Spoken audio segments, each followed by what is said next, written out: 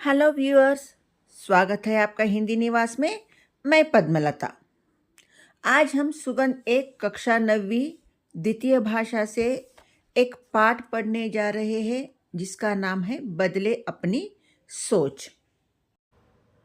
तो यह कोई कहानी नहीं है।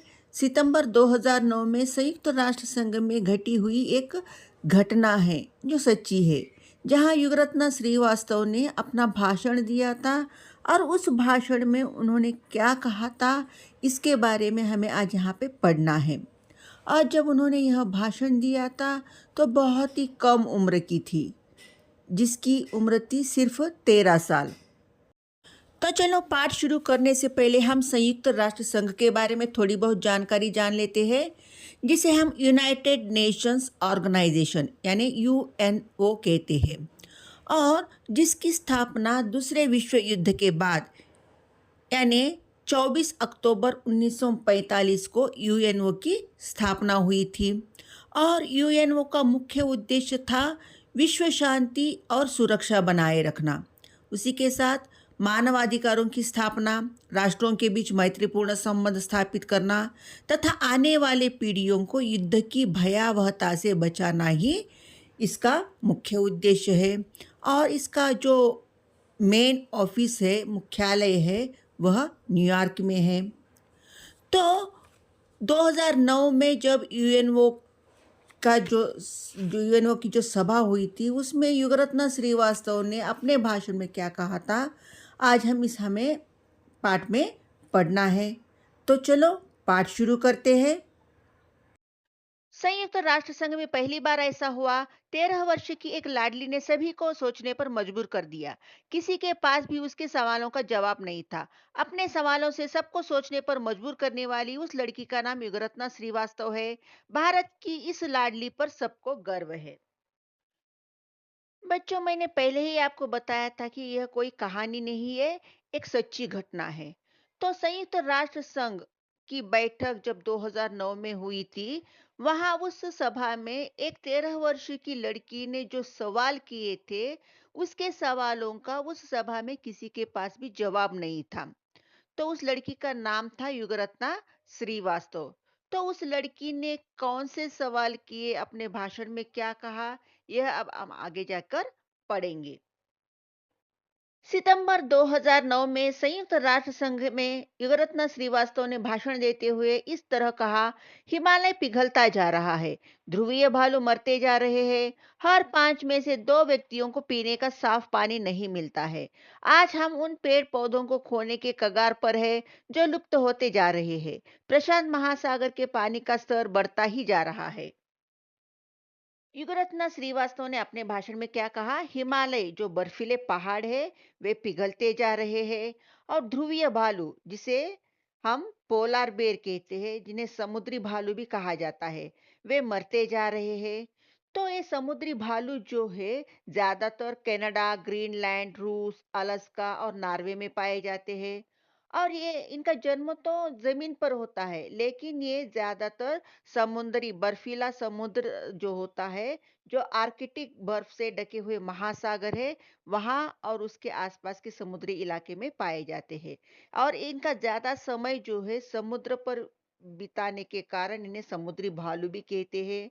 और ये सबसे बड़ा मांसाहारी प्राणी है। और इसका जो मेन शिकार जो है वह सील है। वह सील का शिकार करके उसे खाता है। क्या हम अपने भविष्य की पीढ़ी को यही देने जा रहे हैं? बिल्कुल नहीं। हमारे पूर्वजों ने हमें स्वच्छ और स्वस्थ ग्रह दिया था, और हम क्या कर रहे हैं? हम अपने भविष्य की पीढ़ी को प्रदूषित और बिगड़ी हुई धरती देने जा रहे हैं। क्या ऐसा करना ठीक है? सोचो। रत्ना अपने भाषण में आगे क्या कहती है कि हमारे पूर्वजों ने जो है हमें एक स्वस्थ और स्वच्छ धरती दी थी, लेकिन हम अपने आगे की पीढ़ी के लिए, पीढ़ी यानी जनरेशन, हम अपने आगे वाले जनरेशन को किस तरह की धरती दे रहे हैं? एकदम बिगड़ी हुई और प्रदूषित धरती। प्रदूषित यानी पोल्यूटेड। पोल्यूटेड धरती हम अपने अगले वाले जनरेशन को दे रहे हैं। क्या ऐसा करना ठीक है? सोचिए, ध्यान लगा कर कहकर सभा के सभी लोगों से युग रत्ना आदरणीय पूछती सभाजनों, है। अब समय आ गया है कि हम कुछ कदम उठाएं। कदम उठाना एक मुहावरा है जिसका मतलब होता है आगे बढ़ना। तो युगरत्ना जो है सभा में बैठे सभी लोगों से कहते हैं कि अब ऐसा समय आ गया है कि हम आगे बढ़े। हमें अपनी धरती बचानी होगी, अपने लिए नहीं बल्कि भविष्य के लिए। यह काम यहाँ नहीं होगा, जो कहाँ होगा, अब नहीं होगा तो कब होगा। हम नहीं करेंगे तो कौन करेगा। देखो, युगरत्ना कहती है कि हमें अपनी धरती बचाने के लिए अभी हमें कदम उठाना चाहिए। यह काम अब नहीं होगा तो कब होगा। हम नहीं करेंगे तो कौन करेंगे। चलिए सभी मिलकर हम अपनी धरती को बचाए कहकर सभा के सभी लोगों से युगरत्ना ने कहा, हमारा आपसे निवेदन है, आप हमारी आवाज सुने। भविष्य के लिए मजबूत इरादों की जरूरत है, मजबूत नेतृत्व की जरूरत है। युवरत्ना जो है सभा में बैठे सभी सभासदों से रिक्वेस्ट करती है। निवेदन यानी रिक्वेस्ट। वे कहते हैं कि मेरी आप लोगों से रिक्वेस्ट है कि आप हमारी आवाज सुने। भविष्य के लिए मजबूत इरादों की जरूरत होती है। मजबूत इरादे जिसका मतलब होता है स्ट्रॉन्ग विल। और मजबूत नेतृत्व की भी जरूरत है। नेतृत्व यानी लीडरशिप। मजबूत इरादे और मजबूत नेतृत्व की हमें भविष्य के लिए बहुत ही जरूरी है कहकर युगरत्ना ने कहा। हाईटेक समाज बना लेना या बैंकों में करोड़ों रुपए जमा करने से हम अपनी धरती नहीं बचा सकते। यहाँ हम पर्यावरण की समस्या सुलझाने के लिए ही एकत्रित नहीं हुए, बल्कि लोगों की सोच बदलने के लिए भी एकत्रित हुए हैं। अब हर बालक को पर्यावरण की शिक्षा के प्रति जागरूक करना होगा। हर कक्षा की किताबों में पर्यावरण के पाठ अवश्य होना चाहिए। विकास को रोकने के लिए मैं नहीं कहती, मैं यह कहना चाहती हूँ कि जैव मित्र तकनीकों में बढ़ोतरी होनी चाहिए जो सस्ती और अच्छी हो। ऐसे संसाधनों का उपयोग होना चाहिए जो पुनः प्राप्त किए जा सके। युगरत्ना कहती है कि हम यहाँ पर्यावरण की समस्या सुलझाने के लिए एकत्रित नहीं हुए। पर्यावरण यानी एनवायरनमेंट। हम एनवायरनमेंट की समस्या सुलझाने के लिए एकत्रित नहीं हुए, बल्कि हमें लोगों की सोच में बदलाव करना है। इसीलिए हम यहाँ पे एकत्रित हुए हैं। मतलब लोगों की जो सोच है उसे हमें पहले बदलना चाहिए। तभी हम जो आगे जनरेशन के लिए जिस तरह की धरती देना चाहते हैं उस तरह की धरती तभी हम दे सकेंगे। और वे कहती है कि हमें पर्यावरण की शिक्षा के प्रति जागरूक होना चाहिए। लोगों में एनवायरनमेंट के प्रति अवेयरनेस लाने के लिए बच्चों से ही इसकी शुरुआत करनी चाहिए। बच्चों के जो क्लास के किताबें होती है उनमें जो है एनवायरनमेंट के लेसन के बारे में जो है हमें शामिल करना चाहिए उन लेसन को कि एनवायरनमेंट किसे कहते हैं, एनवायरनमेंट को किस तरह सुरक्षित किया जाता है। इसके बारे में बच्चों को समझाना चाहिए। तभी जो है अवेयरनेस आएगा। युगरत्ना कहती है कि मैं विकास के खिलाफ नहीं हूँ। विकास यानी डेवलपमेंट। मैं डेवलपमेंट के खिलाफ नहीं हूँ। लेकिन मैं कहना चाहती हूँ कि हमें जो है जैव मित्र तकनीकों की बढ़ोतरी करनी चाहिए। जैव मित्र तकनीक का मतलब होता है बायो मटेरियल टेक्नोलॉजी, जिसे हमें जो है उसमें डेवलपमेंट करना चाहिए। और ऐसे संसाधनों का उपयोग करना चाहिए जो पुनः प्राप्त किए जा सके। संसाधन इसका मतलब होता है रिसोर्सेस। तो हमें ऐसे रिसोर्स का उपयोग करना चाहिए कि जो पुनः पुनः उसे हम प्राप्त किया जा सके। मैं दुनिया के सभी नेताओं से दो प्रश्न पूछना चाहती हूँ। तो किस तरह के दो प्रश्न पूछे ये हम अभी अगले पैराग्राफ में पढ़ेंगे।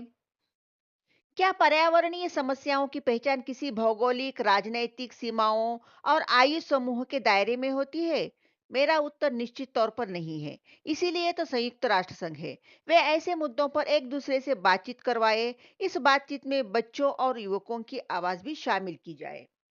युगरत्ना कहती है कि पर्यावरणीय समस्या यानी एनवायरमेंट प्रॉब्लम पहचानने के लिए किसी भौगोलिक या राजनैतिक सीमाओं की, उसी तरह आयु समूहों की ज़रूरत नहीं होती। यानी किसी इसी क्षेत्र में पर्यावरण की समस्या को सुलझाना है या इसी राजनैतिक सीमाओं में पर्यावरण की समस्या को सुलझाना है या इसी आयु के मतलब इसी उम्र के लोगों को इसके बारे में सोचना चाहिए, इस समस्या को सुलझाना चाहिए। इस तरह का बंधन नहीं होना चाहिए। दायरा दायरा यानी कार्यक्षेत्र जिसे हम स्कोप कहते हैं।